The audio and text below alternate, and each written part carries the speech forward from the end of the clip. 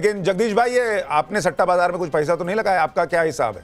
देखिए सुशांत भाई, पिछले 14-15 साल से मैं चुनाव को बहुत नजदीकी से देखता हूं और मैं समझता हूं, मैं आपको बता दूं परिणाम या सट्टा बाजार या एग्जिट पोल क्या आने वाले हैं। जितने भी एग्जिट पोल आएंगे 150 प्लस बीजेपी को बताएंगे, कोई तो 200 भी पहुंच जाएगा। और जो आप ये देख रहे हैं सट्टा बाजार, ये सब धराशायी हो जाएंगे 5 तारीख 5 तारीख को 4 को जब रिजल्ट आएंगे। तो बंगाल में आपके हिसाब से कौन जीत रहा है? कोई टिकेंगे नहीं भाई। मैं समझता हूं जिस तरह से ये सवाल आपका बहुत इंपॉर्टेंट है, इसका जवाब देने, इसका जवाब 3 लोग दे सकते हैं, मोदी जी, अमित शाह जी, चुनाव आयोग, बाकी किसी को नहीं पता।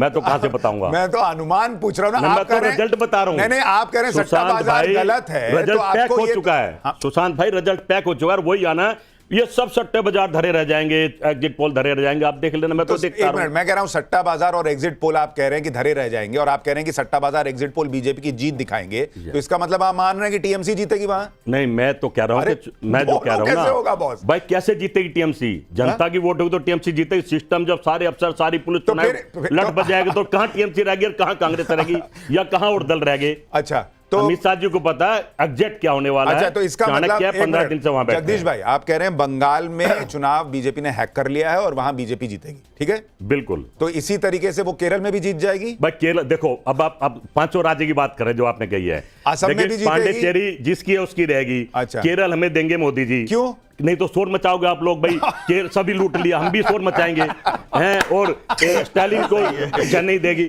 आसाम और ये दोनों इन्होंने धराई तरीके से लूट लिया। साफ साफ कह रहा हूं, और परिणाम भी आएंगे, देख लेना। नहीं, और तमिलनाडु किसको देंगे? भाई जो है वही, जो मुख्यमंत्री वो ले जाएगा। तो आप लोग क्या ऐसे मीटिंग किए हैं कि ये ले तू रख ले तमिलनाडु, मीटिंग नहीं किया भाई। 14 साल से केरल। सुशांत भाई, 14 साल से मैं चुनाव को देख रहा हूं भाई। जब हरियाणा पूरा हमारा था, आप लोग सारे कह रहे थे हमारा सुपड़ा साफ कर दिया, तो इसमें क्या चुनाव? देखिए जगदीश भाई, इसमें नॉर्मल हिसाब ये लग रहा है कि आपको लग रहा है कि केरल कांग्रेस जीतेगी, तमिलनाडु में आप कह रहे हैं डीएमके जीतेगी, बंगाल और असम आप कह रहे हैं बीजेपी जीतेगी, लेकिन आप उसको मान नहीं सकते, तो आप कह रहे हैं कि वहां पे सेटिंग हो गई है, और पुडुचेरी में कह रहे हैं जो हिसाब है वो तो रहेगा। प्रेम कुमार जी, आपके हिसाब से? मेरे हिसाब से ये चुनाव जो है हर जगह टक्कर वाला चुनाव है। मतलब जीत हार तो प्रेडिक्ट करना मुझे नहीं लगता कि उचित है, क्योंकि हम तो ये जानते हैं कि लगातार चुनावों में बीजेपी की जीत की संभावना बताने वाले ज़्यादा सटीक विश्लेषक कहलाते हैं, और बीजेपी की हार बताने वाले जो हैं उनको तो ज्ञान छोड़िए ना प्रेम कुमार जी, जिसको आप किसी के सर्टिफिकेट के मोहताज हैं, आप अपना बताइए ना, जिसको जो बोलना बोलेगा। आप अपना बताइए, आपको भी देखिए, आपकी अपनी ग्राउंड रिपोर्टिंग होगी, आपका फीडबैक आ रहा होगा, उसके हिसाब से बताइए भाई। मेरा भी गलत हो सकता है, आपका भी गलत हो सकता है, इसका लोड क्या लेना है? देखिए, केरल, तमिलनाडु, पुडुचेरी तो क्लियर है, बोली चुके, बात हो चुकी। जो है बंगाल और असम, तो बंगाल में केरल आप कह रहे हैं कांग्रेस जीत रही है? हाँ, डेफिनेटली। और तमिलनाडु आप कह रहे हैं डीएमके जीत रही है? पक्का, ठीक है। और बंगाल और असम? बंगाल में मेरे हिसाब से तृणमूल कांग्रेस ही आएगी। अच्छा। और असम में? और असम में नजदीकी मुकाबले में बीजेपी जीत जा सकती है। ठीक है। अवधेश जी? देखिए, जो बंगाल का चुनाव है वो सबका ध्यान सबसे ज्यादा वही है, क्योंकि बंगाल की जो बहुसंख्य जन आकांक्षा है, जो पीपुल्स एस्पिरेशन दिखाई दिया है, लोगों की आकांक्षाएं क्या है, उसमें व्यापक इसमें है कि ये सत्ता की जो पूरा कल्चर है ये बदलना चाहिए।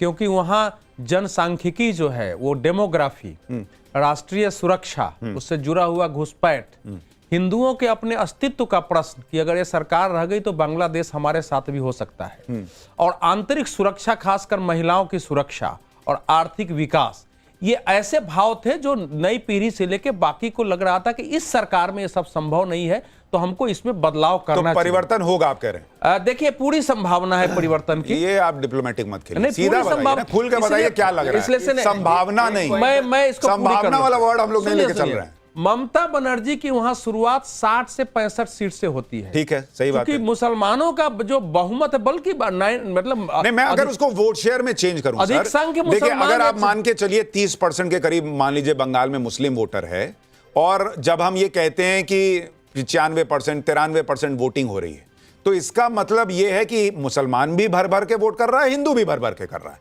क्योंकि 6-7 ही लोग 100 में से नहीं वोट करने आए, बाकी तो सब कर रहे हैं। तो इसका सीधा मतलब यह है कि ममता बनर्जी को अगर मुस्लिम वोट एक मुश्त पड़ रहा है तो वो 30% वोट शेयर के साथ, उसमें 2-3% ऊपर नीचे कर लीजिए, तो 27-28 के साथ शुरू कर रही हैं।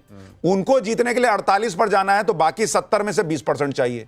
बीजेपी को जीतना है, इतिहास रचना है, तो 70 में से 50 चाहिए, 48 चाहिए। क्या 70 में से 48-50 बीजेपी को आता लग रहा है आपको? नहीं, पहले भी आ रहा था। कब? ममता बनर्जी के 48% वोट में से 24% मुसलमान के बात सही है।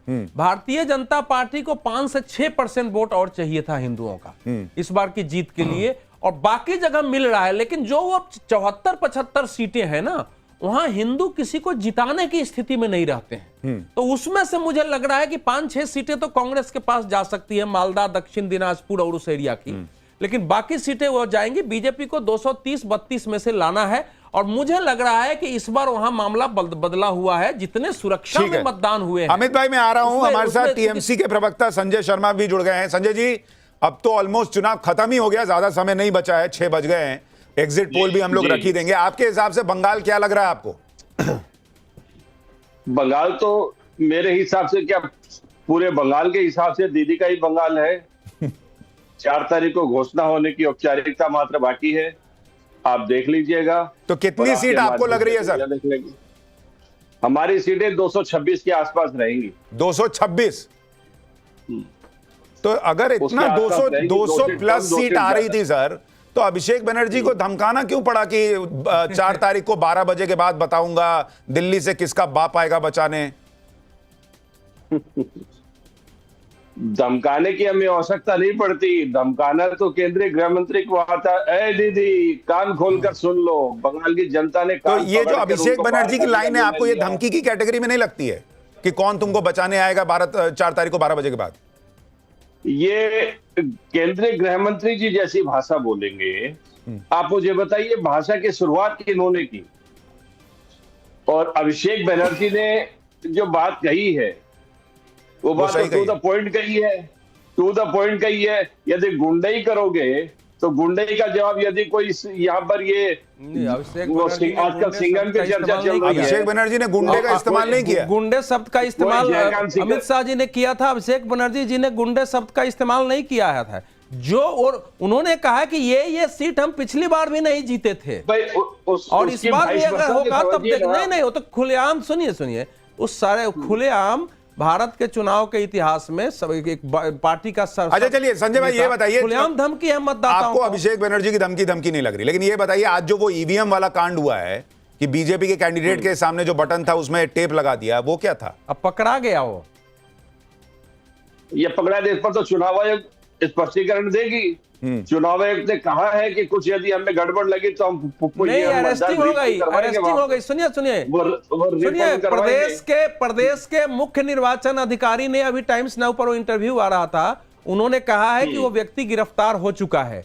बाकी उसका सामान्य नियम है कि हम उस मतदान को रद्द करते हैं, उस पर अभी फैसला नहीं हुआ है। वो आगे ऑब्जर्वर के सारी रिपोर्ट आने के बाद फिर औपचारिक कार्रवाई होगी। वो अरेस्ट हुआ है। नहीं, मतलब मेरा प्रश्न ये था सर कि 226 जीत ही रहे थे, तो टेप लगाने की क्या जरूरत थी? अरे इसका मतलब आप बोल रहे हैं क्या कि टेप लगाने का काम हमने किया है? ये सब काम भारतीय जनता पार्टी का है। अच्छा, बीजेपी अपने कैंडिडेट के सामने जो बटन था उस पे लगा दी टेप कि मेरे को वोट मत कर दे।